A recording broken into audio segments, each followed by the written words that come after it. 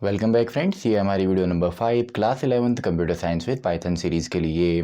और हम डिस्कस कर रहे थे चैप्टर नंबर 2 सॉफ्टवेयर कॉन्सेप्ट्स को। और इस चैप्टर की प्रीवियस वीडियो में हमने डिस्कस किया था सिस्टम सॉफ्टवेयर को। तो इन्हीं टॉपिक्स को हम आगे कंटिन्यू करते हैं। लेकिन अगर आपने प्रीवियस वीडियोज़ नहीं देखी हैं तो पूरी जो प्लेलिस्ट है उसका लिंक आपको डिस्क्रिप्शन बॉक्स में मिलेगा, वहाँ पर आप चेक कर सकते हैं। और इस वीडियो में भी जितने भी टॉपिक्स हम डिस्कस करेंगे उन सभी के नोट्स भी आपको डिस्क्रिप्शन बॉक्स में मिलेंगे। तो स्टार्ट करते हैं। देखिए, प्रीवियस वीडियो में हमने देखा था कि जो सॉफ्टवेयर होते हैं वो आपका सेट ऑफ इंस्ट्रक्शंस होते हैं और मेनली दो तरीके के हमारे सॉफ्टवेयर होते हैं। तो एक तो हमने डिस्कस किया था कि सिस्टम सॉफ्टवेयर हमारे होते हैं और दूसरे हमारे एप्लीकेशन सॉफ्टवेयर होते हैं। अब सिस्टम सॉफ्टवेयर के अंदर भी हमने कुछ सॉफ्टवेयर्स को डिस्कस किया था, जैसे हमारे यहाँ पे ऑपरेटिंग सिस्टम है या ओएस इसको हम सिंपली बोल सकते हैं, इसके एग्जांपल हमने देखे थे। एंड साथ ही में हमने डिस्कस किया था डिवाइस ड्राइवर्स को भी। तो device driver and operating system हम डिस्कस कर चुके हैं। एक आपका मेन सॉफ्टवेयर होता है, विंडोज़ हो एंड्रॉयड हो, एंड डिवाइस ड्राइवर्स जो किसी नई डिवाइस को आपको इस सिस्टम के साथ अटैच करते हैं या उनको एक्सटेंड करने में हेल्प करते हैं या सिंपली उनको कंट्रोल एंड कोऑर्डिनेट करवाने में हेल्प करते हैं। इसके अलावा थर्ड हमने डिस्कस नहीं किया था, जो कि आपके होते हैं लैंग्वेज प्रोसेसर्स। अब देखिए, लैंग्वेज प्रोसेसर्स का मेन काम होता है आपका, हम जो भी कोडिंग करेंगे, क्योंकि जब भी हम सिस्टम में कोई भी काम करते हैं, हार्डवेयर को कंट्रोल करना हो या कोई और टास्क परफॉर्म करना हो, उसके लिए हमको सॉफ्टवेयर की ज़रूरत पड़ती है। तो और सॉफ्टवेयर हम लिखते हैं किसी स्पेसिफिक प्रोग्रामिंग लैंग्वेज के अंदर। तो हमारी सीरीज़ के अंदर आगे हम देखेंगे पाइथन प्रोग्रामिंग किस तरीके से वर्क करती है। लेकिन यहाँ पर हमको ज़रूरत होती है इन लैंग्वेज को कंप्यूटर को समझाने के लिए, यानी कि कंप्यूटर की जो बेस लैंग्वेज है, जो बाइनरी लैंग्वेज में काम करता है या मशीन लैंग्वेज में कंप्यूटर हमारा काम करता है, यानी कि 0-1 के फॉर्म में, तो उसको कन्वर्ट करने के लिए हमको जिन सॉफ्टवेयर्स की ज़रूरत पड़ती है वही हमारे होते हैं लैंग्वेज प्रोसेसर। तो सिंपल है, कोई भी ऐसा सॉफ्टवेयर जो कि आपका प्रोग्रामिंग कोड को या सोर्स कोड इसको हम बोल सकते हैं, प्रोग्रामिंग कोड को कन्वर्ट करते हैं। प्रोग्रामिंग कोड को कन्वर्ट करने के लिए जो सॉफ्टवेयर हमारे यूज़ होते हैं वो होते हैं लैंग्वेज प्रोसेसर। अब इसको आप ऐसे भी समझ सकते हैं, फॉर एग्जांपल हमने कोई कोड लिखा। अब पाइथन प्रोग्रामिंग आप सीखेंगे तो पाइथन प्रोग्रामिंग के अंदर हम कोई भी अगर कोड यहाँ पे लिखते हैं तो वो डायरेक्टली तो हमारा नहीं समझने वाला है जो सिस्टम है। फॉर एग्ज़ाम्पल हमने यहाँ पर एक वेरिएबल डिक्लेयर कर दिया, इसको अभी हम आगे देखेंगे क्योंकि हमारे सीरीज़ में आगे हमने पाइथन ही पढ़नी है।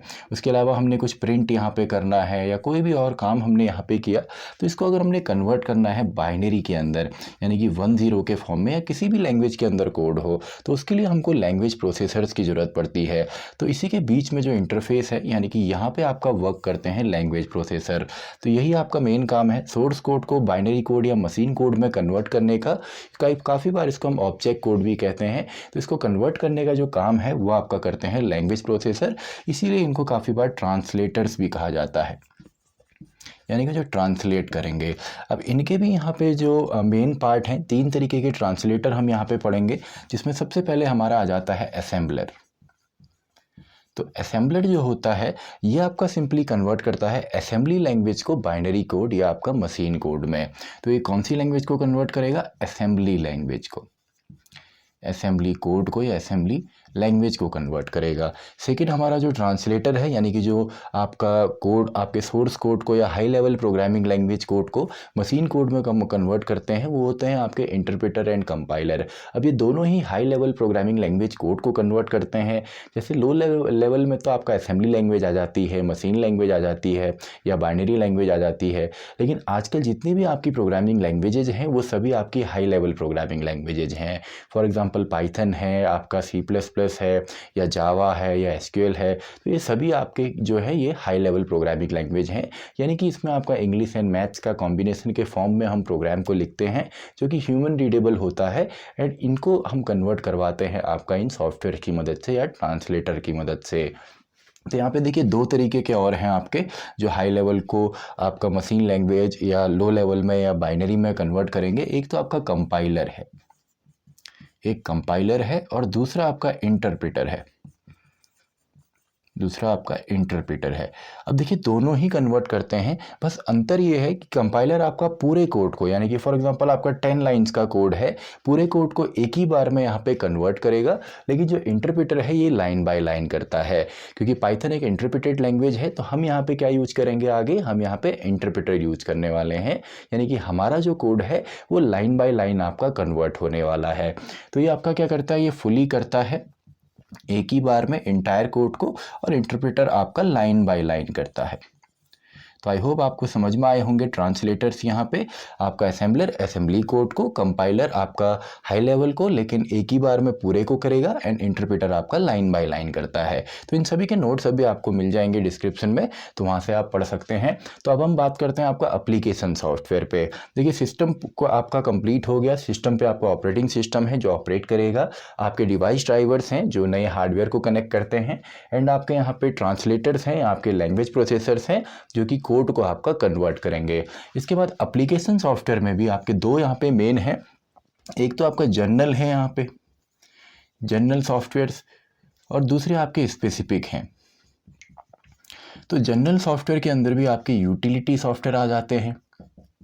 यूटिलिटी सॉफ्टवेयर यानी कि जो आपके सिस्टम की जो उपयोगिता है उसको बढ़ाएंगे, उसको और इनहेंस करेंगे। फॉर एग्जांपल आपका कोई टेक्स्ट एडिटर है या आपने एंटीवायरस उसमें डलवा रखा है, तो ये सभी आपके एग्जांपल है यूटिलिटी सॉफ्टवेयर के, यानी कि जो आपका एक कंप्यूटर को और इनहेंस करते हैं और उसको पावरफुल बनाते हैं। तो यूटिलिटीज़ का मैं सीधा एग्जाम्पल दे देता हूँ, जैसे टेक्स्ट एडिटर है, या ऑलरेडी उसमें कोई म्यूज़िक या वीडियो प्लेयर है, इमेज प्रोसेसिंग के लिए है, इमेज देखने के लिए है, इमेज एडिटर है, तो ये सभी आपके यूटिलिटी के अंदर आते हैं। एंड वायरसेस हैं, एंटीवायरसेस सॉफ्टवेयर, तो ये आपके एग्जांपल हैं यूटिलिटी सॉफ्टवेयर के।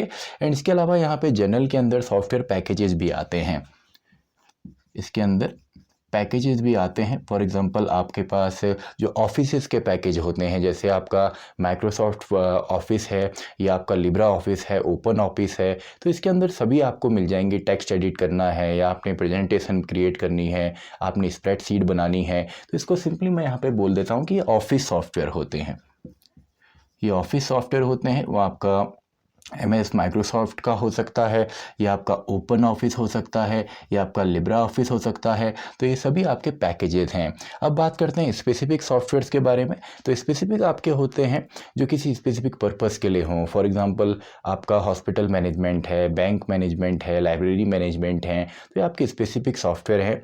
या आपने स्पेसिफिक इमेज एडिटिंग के लिए, जो फॉर एग्जांपल फ़ोटोशॉप आपका है, तो इनका स्पेसिफिक काम होता है। यानी कि कुछ तो जनरल है जो आपके उसमें होंगे ही, जो आप जिससे आपका बेसिक काम होगा, और कुछ आपके स्पेसिफिक होते हैं। तो इसमें मैं लिख देता हूँ, फॉर एग्जांपल आपका मैनेजमेंट सॉफ्टवेयर होते हैं, कंट्रोलिंग या डेटाबेस के लिए सॉफ्टवेयर आपके होते हैं, डेटाबेस को इन्हेंस करने के लिए। एंड इसके अलावा आपके यहाँ पे सॉफ्टवेयर लाइब्रेरीज़ भी होती हैं, सॉफ्टवेयर लाइब्रेरीज़ भी होती हैं।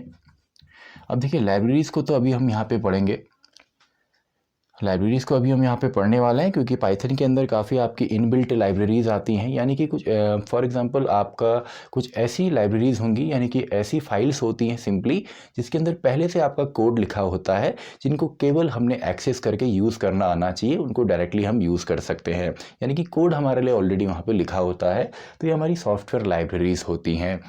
इसके अलावा ये टोटल आपका है। इसके अलावा और भी आपके सॉफ्टवेयर्स होते हैं, अलग अलग टाइप के सॉफ्टवेयर्स बोले जाते हैं, लेकिन कुछ जनरल होते हैं, कुछ स्पेसिफिक पर्पस के लिए होते हैं एप्लीकेशन सॉफ्टवेयर के लिए, एप्लीकेशन सॉफ्टवेयर में, यानी कि जिनका मेन काम आपका स्पेसिफिक पर्पस के लिए ही होता है, और सिस्टम सॉफ्टवेयर जो आपके सिस्टम को कंट्रोल करने के लिए होते हैं। तो आई होप आपको कम्प्लीटली यहाँ पर आया होगा, यानी कि बेस के अंदर आपका हार्डवेयर है, उसके बाहर से सिस्टम सॉफ्टवेयर है, उसके बाहर से एप्लीकेशन है, एंड फाइनली यूज़र्स होते हैं जो कि इन सभी को यूज़ करेंगे।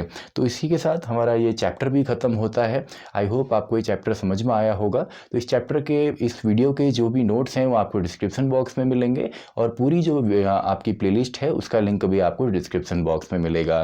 तो इसी के साथ हमारी ये वीडियो भी ख़त्म होती है, वीडियो नंबर 5। तो मैं मिलता हूँ आपसे अगली वीडियो में, वीडियो नंबर 6।